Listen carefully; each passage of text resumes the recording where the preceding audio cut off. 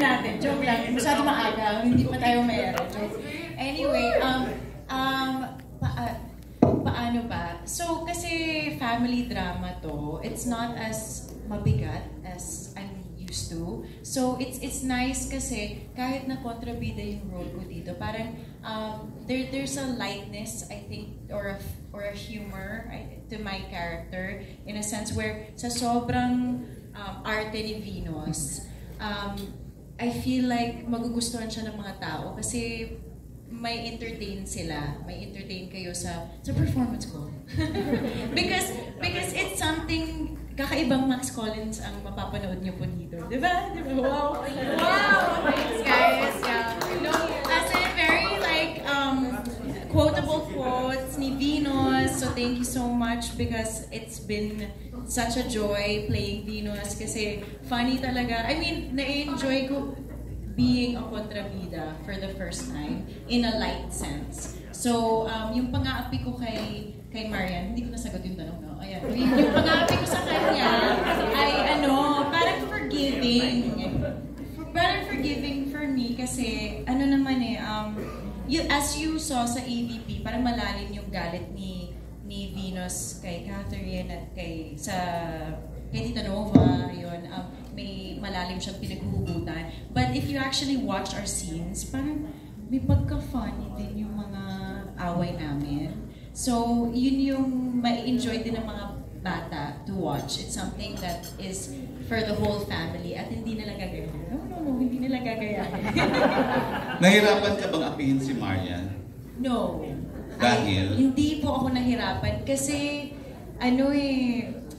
kasi nasa script ko. Kasi professional po ako and I love my job as an actress. It's my job and it's been fun kasi nag-uusap kami beforehand before the scene. Talagang like okay ba na sampalin kita, ganun. Okay ba na saktan kita, ganun. Okay naman siya. So okay naman sa kanya. Okay, di ba? Okay. May permission. Basta may permission. Okay. Diba, Marian? Okay. May sampalan kayo? Meron, madami. Nakuna na yun? Nakuna na po. So, kumusta ang sampalan? Kamusta? Nagkasakitan ba kayo? May showdown din kami. Natalo naman ako, syempre. Natalo ko. Pero sa sampal, medyo mabigat po yung kamay ko. But okay naman daw kasi natalo ako sa showdown. Sa dance showdown. Abangan niyo po. Abangan niyo. Anyways, yeah. Thank you and congratulations sa buong My Guardian Alien. Actually, nagulat ako na may sayaw ako. Alam kong may sayaw, pero hindi ko nakita na ganun katindi yung sayaw na gagawin ko. Kasi dalawang version yan, so hindi ko na nasabihin ko ano yung mga version na yan. Pero hintayin yung showdown namin ni Max. Hindi ka pasabot. Hindi, nakakatuwa na naipasok nila na sumasayaw siya. Basta may kwento kasi kung bakit siya sumayaw. Hindi lang siya basta sumayaw nung eksena na yun. Tapos, Marian, nakwento naman nung character ni Catherine kasi parang kanina dun sa AVP, mas si Grace or yung alien, yung tawag dito, mas Finos. Actually, kasi yung character ni Catherine, konti lang talaga siya. Nasagot ko ba? Konti lang talaga siya kasi may nangyari sa kanya yung nakita natin. Pero yung character kasi ni Catherine, sobrang mapagmahal na asawa at anak siya. Kumbaga lahat gagawin niya. At meron siya mga sinusulat na libro na may magandang mga asal na gusto niya i-share sa mga bata. May phone-in question ng bilang siya.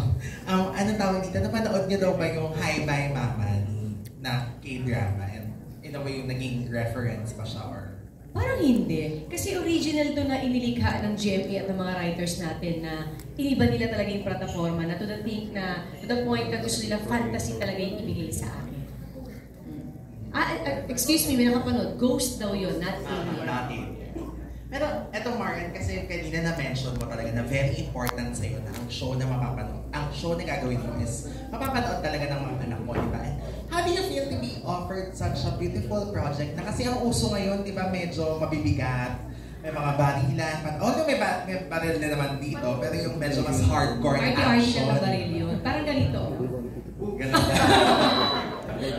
Tapos, syempre, coming from the success of your movie also, di ba, very values-laden talaga yung mga proyekto na ginagawa mo. klaro kasi sa GMA kung ano talaga yung gusto ko at naging honest talaga ako sa kanila sa mga gusto kong gawing project sa kanila. At ito yung isa sa mga in-offer nila sa akin. No? Actually, Zoom pa nga lang kami noon na kinuwento nila yung story sa akin. Parang sabi ko, parang ayoko na latagan pa ako ng ibang kwento. Kasi the mere fact na sinabi nila sa akin ito, na original pang inilikha talaga ang kwento na ito. Tapos fantasy pa. Tapos sabi ko, may magandang asal na mapupulot yung mga batang makakapanood nito. Parang wala akong karapatan or wala ni katiting na sa isip ko na tanggihan talaga. Kasi ang ganda ng kwento, ang ganda ng latag, tapos pinilit ko talaga na kailangan ang director ko nun. Although, hindi pa kami magkakilala talaga, literally direct, at wala pa itong mga pelikulang ito. Siya talaga ang request ko para dito.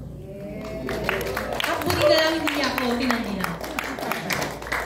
Pero totoo, kasi parang sabi ko, ang ganda ng storya, tapos yung mga cast din, na parang yun yung nililook forward ko eh. Kasi nung movie pala ko sinasabi, ano ba itong pelikula ito? Gusto ko na mai-offer namin sa mga tao, ano bang mensahe ng pelikulang ito?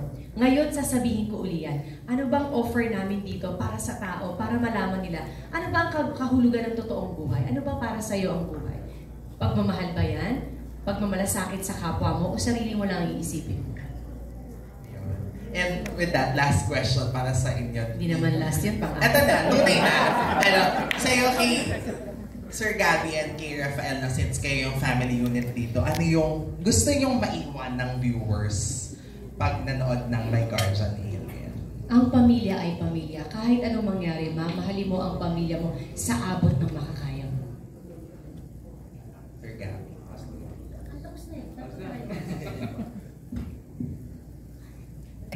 Tama. Ito na lahat. Ano naman, tulad ng sinabi ko kanina, all support na ako dito.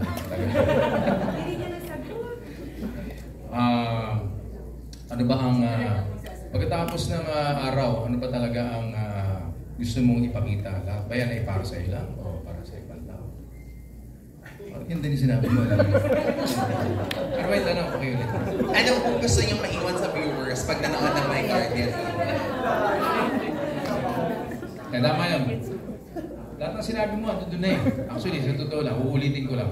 No? Huwag ko na ulitin, baka mali. Ikaw, anong gusto mo sabihin? Ano ang pamilya para sa'yo? Siguro yung may iwan namin sa viewers kung ano yung halaga ng isang magulang. Siyempre, kailangan mahalin mo na sila hanggang nandiyan pa. Baka mamaya, baka bukas, pag tingin mo, wala na pala sila. Tsaka siyempre, yung magulang nyo, kahit ano sila, kahit alien ba yan, unicorn.